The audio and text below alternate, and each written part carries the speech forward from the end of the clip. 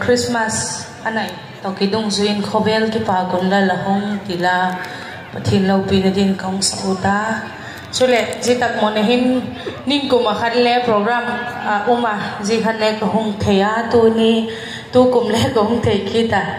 organizer te chumin ki pak thu pathin min ka gena pathin lo pinadin khobel ki pa gonla lahong tila sangka